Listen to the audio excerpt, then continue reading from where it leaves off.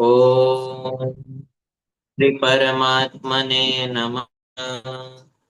મુકં કરોતિ વાચાલમ પંગું લંઘયતે ગિરિમ યત્કૃપાતમહં વંદે પરમાનંદમાધવમ. શ્રીવાસુદેવ વિમલામૃતધામ વાસમ નારાયણં નરકતારણ નામ ધ્યેયમ. શ્યામં શીतं દ્વિભુજમેવ ચતુર્ભુજં ચ ત્વં ભક્તિધર્મતનયં શરણં પ્રપદ્યે. નમો હરે કૃષ્ણાય. આપણે ગઈકાલે 20મો શ્લોક જોયો હતો. અથ વ્યવસ્થિતાન દ્રષ્ટવા ધાર્ષ્ટ્રં કપિત પ્રવૃત્તે શસ્ત્ર પાંડવ છે પોતાનું ધનુષ્ય વ્યવસ્થિત કરી દીધું છે અને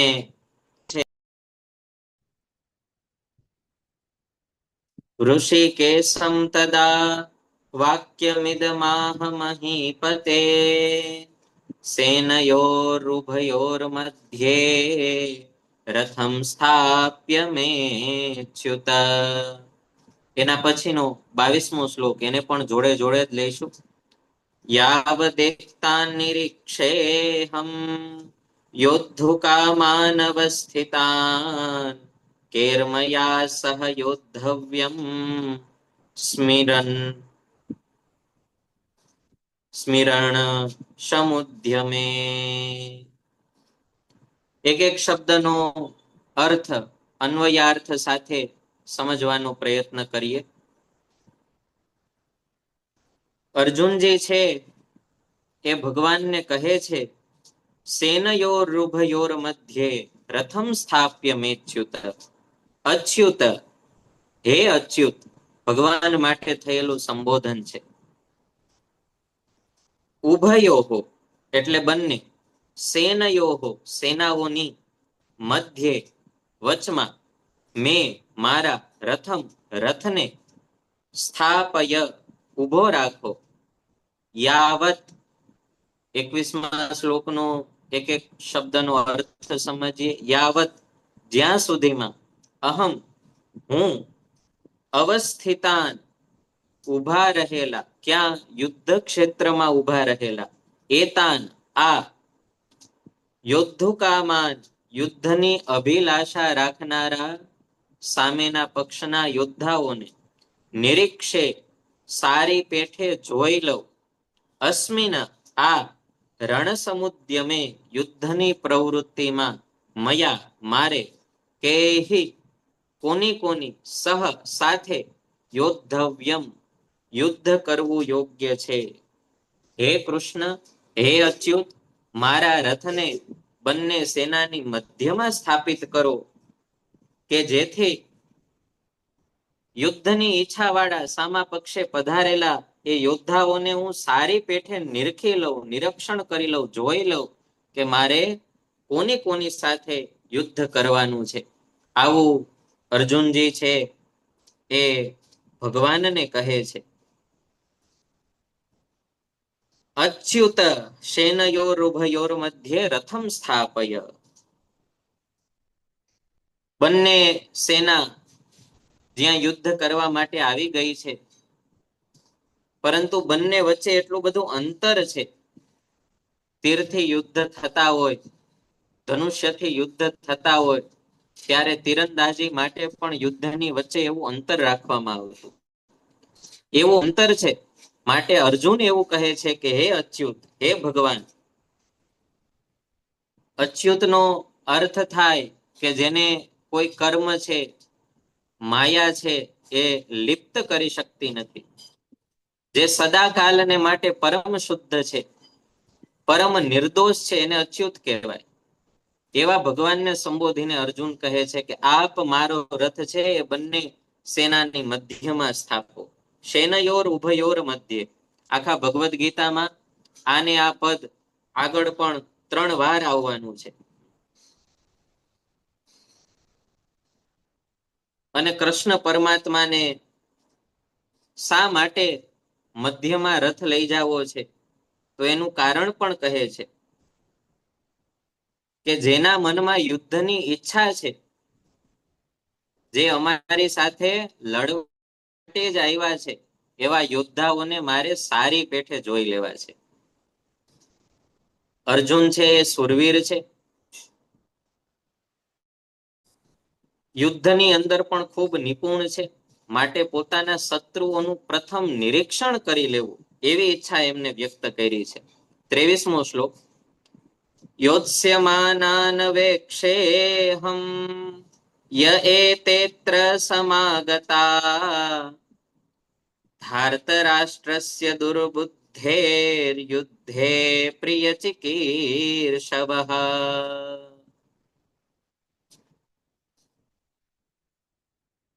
યોત્સ્યમાનાન વેક્ષેહમ ય એતેત્ર સમાગતાઃ ધાર્તરાષ્ટ્રસ્ય દુર્બુદ્ધેર્યુદ્ધે પ્રિયચિકીર્ષવઃ. દુર્બુદ્ધે, દુર્બુદ્ધિ, ધાર્તરાષ્ટ્રસ્ય એનો અર્થ થાય ધૂર્તતાથી અન્યાયપૂર્વક રાષ્ટ્રને મેળવી લેનાર દુર્યોધનનું યુદ્ધે, યુદ્ધમાં પ્રિય ચિકીર્ષવઃ, હિત ઈચ્છનારા, યે જે, એ તે આ રાજાઓ, અત્ર આ સૈન્યમાં, સમાગતાઃ આવ્યા છે, યોત્સ્યમાનાન યુદ્ધ કરવા ઉતાવળ કરી રહ્યા છે. સામસામે પક્ષે શંખનાદ થયો એટલે બંને સેનાએ ઉત્સાહ બતાવ્યો ને, એટલે અર્જુન કે એમ વીર પુરુષ હોય અને એને કોઈ લલકાર આપે તો એ પછી તુરંત તૈયાર થઈ જાય. અર્જુન કે એમ એ બધાને લડવું જ છે. અહમ, હું અવેક્ષે જોઈ લઉં છું. બહાદુરી પૂર્વકનું આ અર્જુનનું વચન છે કે એ બધાને હું જોઈ લઉં. આપણો રથ છે એને કેશવ તમે આગળ લ્યો. હવે અહીંયા વ્યાસ ભગવાને અદ્ભુત શબ્દ વાપરો છે, ધાર્તરાષ્ટ્રસ્ય દુર્બુદ્ધેર યુદ્ધે પ્રિય ચિકીર્ષવઃ. અહીંયા દુર્યોધનને દુર્બુદ્ધિ વાળો કહેવામાં આવ્યો છે. બુદ્ધિના પણ અનેક પ્રકાર છે. Spiritual potions, emotional potions, intelligent potions. એમાં વ્યક્તિ ઇન્ટેલિજન્ટ તો હોઈ શકે, પણ અધ્યાત્મમાં માત્ર ઇન્ટેલિજન્ટ હોવું પર્યાપ્ત નથી. અધ્યાત્મ માર્ગે પવિત્ર બુદ્ધિને પ્રાધાન્ય આપ્યું છે. જે બુદ્ધિથી સારા વિચારો આવે, જે બુદ્ધિથી સારા કર્મોમાં પ્રવૃત્ત થવાય, જે બુદ્ધિથી અનેક લોકોનું હિત થાય, એવી બુદ્ધિને પ્રાધાન્ય આપ્યું છે. પણ દુર્યોધન માટે શબ્દ વપરાણો છે દુર્બુદ્ધે, દુર્બુદ્ધિ દુર્યોધન. શા માટે અર્જુન આવું કહે છે?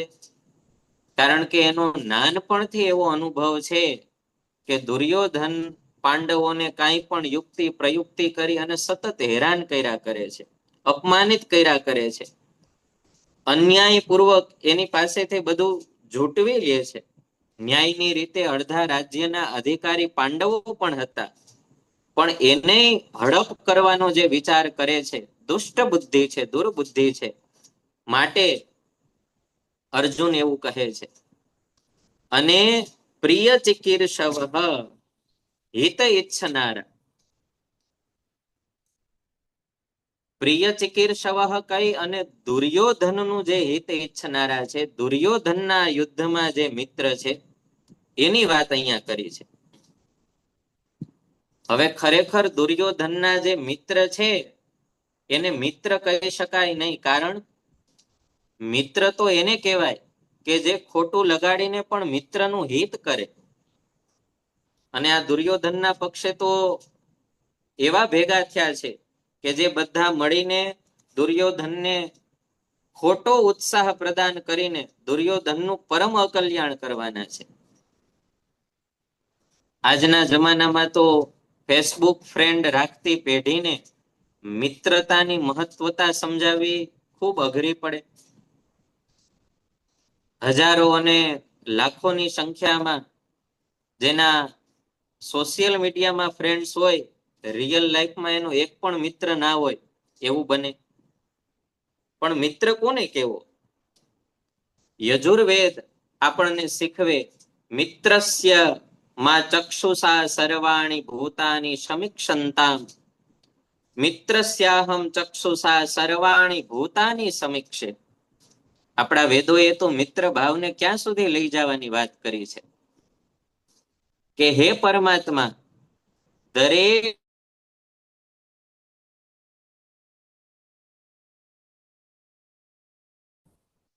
હું પણ દરેક જીવ પ્રાણી માત્રને મિત્રની દ્રષ્ટિએ જોઉં. આવી પ્રાર્થના યજુર્વેદમાં થઈ છે. મિત્રતાનો કેવો મહિમા છે જીવનમાં.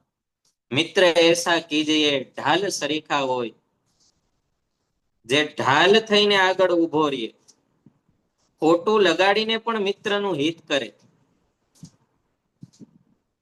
આજે તો વ્યક્તિનું અહિત કરનારા મિત્રો જાજા છે. એને મિત્ર કઈ પણ કેમ શકાય? ખરેખરો મિત્ર તો વ્યક્તિને કલ્યાણના માર્ગે લઈ જાય. અહીંયા ભગવાન કૃષ્ણ છે એ પણ અર્જુનના સખા છે, મિત્ર બન્યા છે. અને આપણા ઉપનિષદમાં તો બે પક્ષી એની પ્રતિકાત્મક વાત આવે ને એ બંને પક્ષી એ મિત્ર છે એવી ભાવના પણ આવે. અને બીજા કોઈ નહીં પણ આત્મા અને પરમાત્મા છે.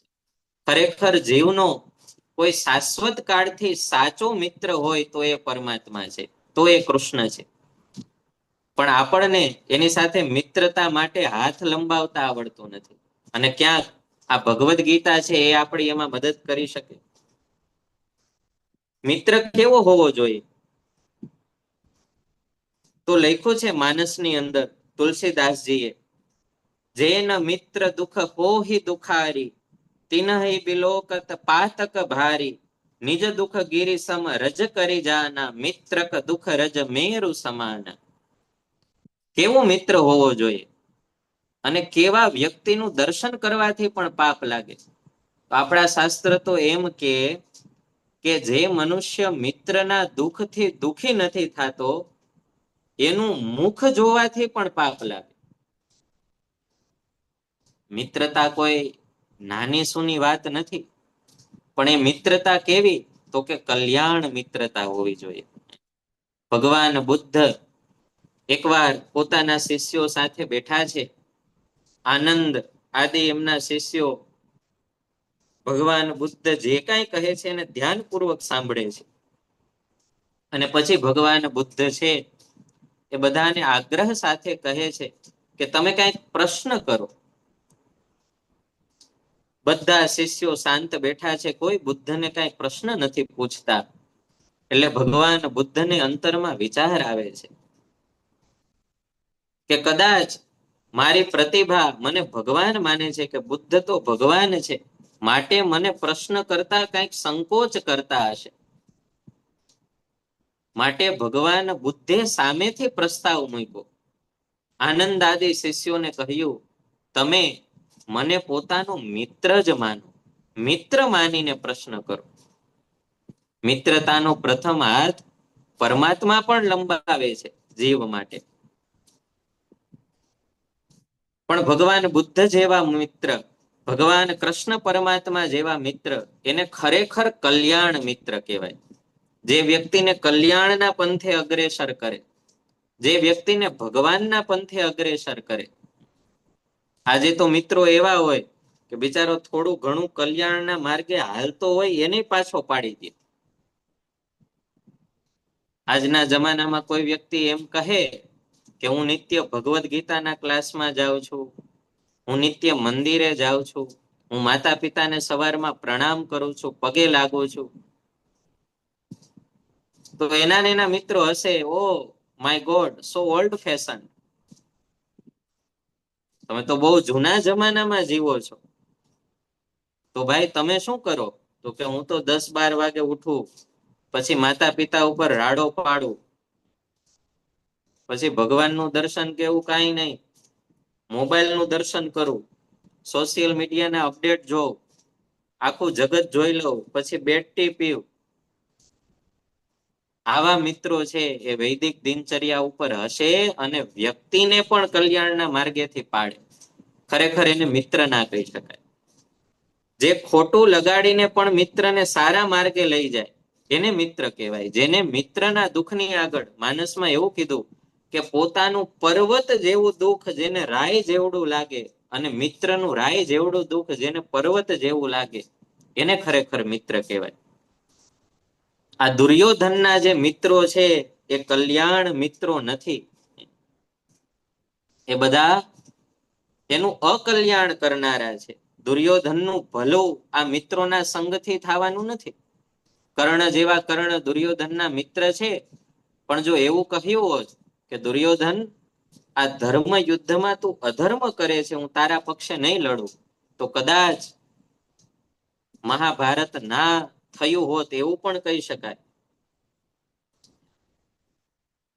અને અંતે અર્જુનજી કહે છે યોત્સ્યમાનાન, કહેવાનું તાત્પર્ય છે કે એ દુર્યોધન, દુર્બુદ્ધિ દુર્યોધન, એનો સપોર્ટ કરનારા એના દુર્બુદ્ધિ મિત્રો, અને જે અમારી સામે લડવાની ઈચ્છા ધરાવે છે એને જોવા માટે ભગવાન તમે રથને આગળ વધારો. અને અર્જુનના આમ કહેવાથી ભગવાન શું કરે છે? એવ મુક્તો, 24મો શ્લોક સ્ક્રીન ઉપર પ્રેઝન્ટ કરજો. એવ મુક્તો વૃષિકેશો ગુડાકેશેન ભારત સેનયોરુભયોર્મધ્યે સ્થાપયિત્વા રથોત્તમં ભીષ્મદ્રોણ પ્રમુખતઃ સર્વેષાં. 25મો શ્લોક. ભીષ્મદ્રોણ પ્રમુખતઃ સર્વેષાં ચ મહીક્ષિતાં ઉવાચ પાર્થ પશ્યેતાન સમવેતાન કુરુનિતિ. ભારત, એક એક શબ્દનો અર્થ જોઈએ 24મા અને 25મા શ્લોકને કમ્બાઈન કરીને. ભારત, હે ભરતવંશી રાજન, ગુડાકેશેન, અહીંયા ગુડાકેશ શબ્દનો અર્થ થાય નિદ્રા વિજયી અર્જુન દ્વારા, એવમ આ પ્રકારે, ઉક્ત કહેવાથી, વૃષિકેશ અંતર્યામી એવા ભગવાન શ્રી કૃષ્ણ, ઉભયો બંને, સેનયોહો સેનાઓની, મધ્યે મધ્યમાં વચ્ચે, ભીષ્મ દ્રોણ પ્રમુખતઃ પિતામહ ભીષ્મ અને દ્રોણાચાર્યની સામે, ચ તથા, સર્વેષાં એટલે કે સમસ્ત, મહીક્ષિતાં રાજાઓની સામે, રથોત્તમમ ઉત્તમ રથને, સ્થાપયિત્વા ઉભો રાખીને, ઇતિ આ પ્રમાણે, ઉવાચ કહ્યું કે, પાર્થ, હે પાર્થ, હે અર્જુન, એતાન આ, સમવેતાન એકઠા થયેલા, કુરુન કૌરવોને, પશ્ય જો. ભગવાન કૃષ્ણને અર્જુને જ્યારે આજ્ઞા આપી ત્યારે ભગવાન કૃષ્ણ છે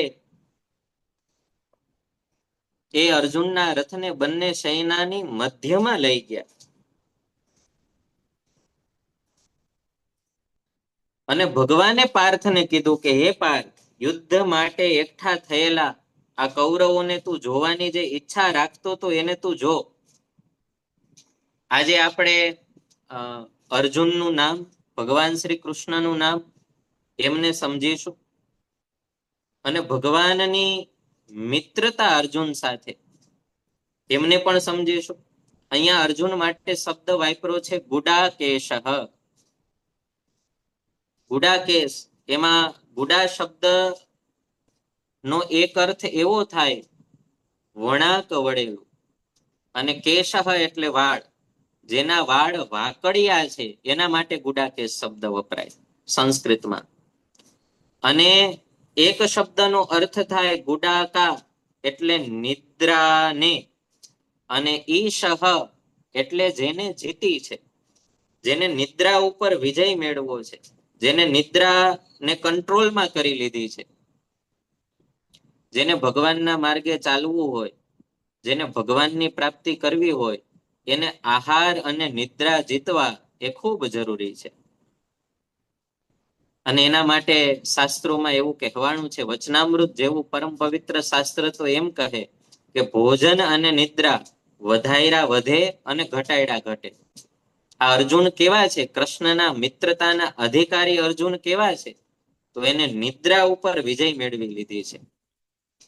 પોતે નાનપણમાં પણ ધનુષ્ય માટે જ્યારે જ્યારે સાધના કરતા, દ્રોણાચાર્ય શિક્ષા આપતા, તો રાત્રે નિદ્રાનો ત્યાગ કરીને પણ એ ધનુષ્ય ચલાવવાનો અભ્યાસ કરતા. આવા ગુડાકેશ અર્જુન છે. એવ મુક્ત, ગુડાકેશ અર્જુન છે એ નિદ્રા આદિથી મુક્ત છે. ભગવાન કોના મિત્ર બને? તો જે વ્યક્તિ પોતાના દૈહિક સુખનો ગુલામ ન હોય. આજે વ્યક્તિ પ્રશ્ન કરે કે અમે પરમાત્માને તો જ માનીએ કે જો અમને ભગવાનની અનુભૂતિ થાય, ભગવાન અમને કંઈક ચમત્કાર બતાડે, ભગવાન કંઈક પરચો આપે. પણ ભાઈ, પેલા તું તારી જાતને તો ઓળખ. પરમાત્માને મળવાનું એક સાચું સ્ટેશન છે, એક રાઈટ પ્લેસ છે, ત્યાં સુધી તો તું પહોંચ. પોતાના અસલી સ્વરૂપની ઓળખાણ, પોતાની જાતની ઓળખાણ એ ભગવાનને મેળવવાનું સ્ટેશન છે, ભગવાનને મળવાનું સ્થાન છે. આપણે આપણી જાતને આ દેહ જ માની લઈએ છીએ. આપણે આપણી જાતને આ દેહમાંથી ઉઠતી ઉર્મિઓને આધીન કરી દઈએ છીએ અને વાત કરીએ છીએ પરમાત્માને મળવાની, મેળવવાની. એટલે જ ક્યાંક આપણે સફળ થતા નથી. પણ અર્જુનજી છે એ આ દેહના સુખથી ઉપર ઉઠ્યા છે, ને માટે એના રથના સારથી કૃષ્ણ બન્યા છે. ઋષિકેશ, ઇન્દ્રિયોને પણ વૃષિક કહેવાય સંસ્કૃતમાં. અને ઈશ એટલે સ્વામી, જે ઇન્દ્રિયોના સ્વામી છે, જે જીતેન્દ્રિય છે. ભગવાન કૃષ્ણ માટે આ સંબોધન વાપરવામાં આવ્યું છે. અને ઋષિકેશનો એક અર્થ અંતર્યામી પણ થાય છે. આ શ્લોકને અહીંયા સુધી રાખીએ અને આગળથી કાલે અહીંથી કન્ટિન્યુ કરશું. નમો હરિ કૃષ્ણાય.